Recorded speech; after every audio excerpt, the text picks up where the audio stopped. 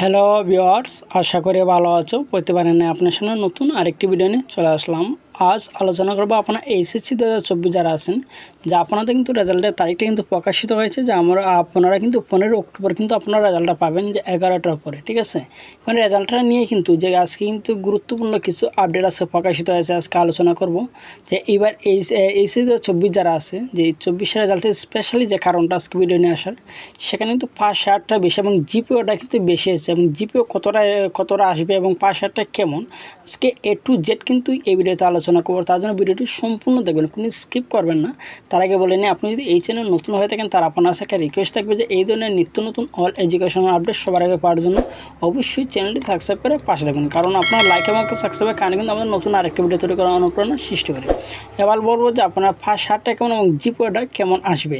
এখানেও কিন্তু অনেক প্রশ্ন হতে পারে, ভাই যে এই পর্যন্ত তো রেজাল্টই দিচ্ছে না, তো আপনি কীভাবে জানবেন যে আপনাদের 5-8টা কেমন এবং জিপিওটা কত আসবে, এই পর্যন্ত তো রেজাল্ট দিচ্ছে না। এটা কিন্তু অনেক প্রশ্ন আসতে পারে।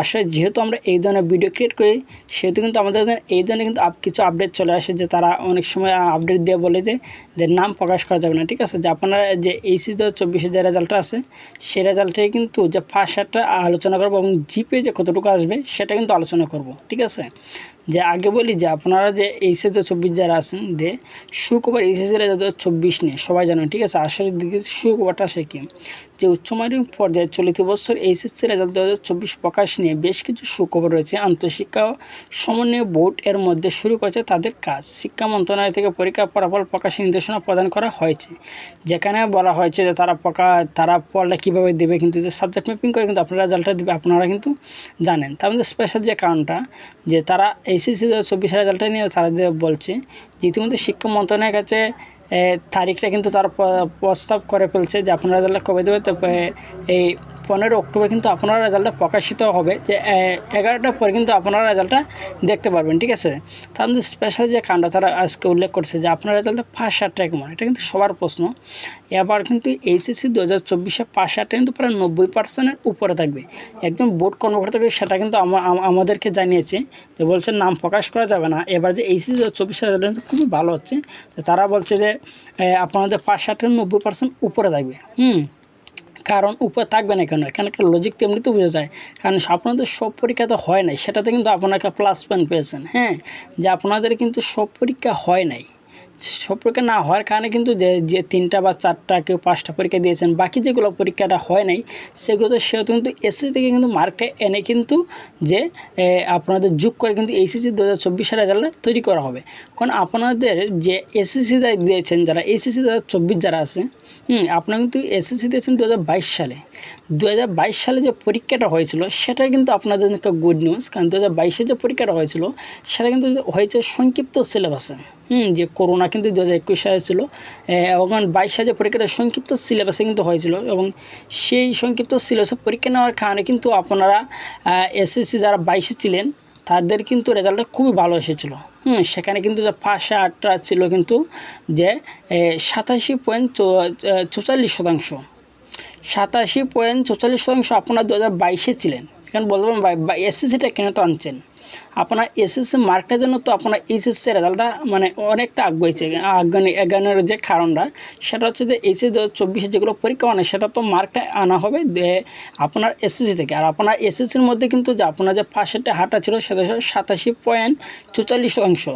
আপনার তারা হলে তো আপনার এইচএসসিতে কিন্তু যে রেজাল্টটা কিন্তু 90% উপরে, যে তারা বলছে এটা কিন্তু একটা লজিকটা মানা যায়। ঠিক আছে, তারা আমাদেরকে বলছে যে 90% উপরে থাকবে, আসলে কিন্তু সঠিক, কারণ 87.44 ছিল আপনাদের এসএসসিতে। ঠিক আছে, তারপর যেখানে প্লাসে আবার এসএসসি কিন্তু আপনার সংখ্যা আছেন যে 19,94,000, আর আপনার 24-এ আছেন কিন্তু 14 লাখ। ঠিক আছে, আর আপনার এসএসসিতে কিন্তু 19,94,000 ছিলেন। ঠিক আছে, 5-8টা তো বললাম থেকে গুড নিউজ। এর মধ্যে বলবো যে আপনার যে জিপিএটা মান কতটুকু আসবে বা কেমন আসবে, যে আপনাদের জিপিএটা সেই জিপিওটা কিন্তু নির্ভর করে আপনার এইচএসসি রেজাল্টের উপর।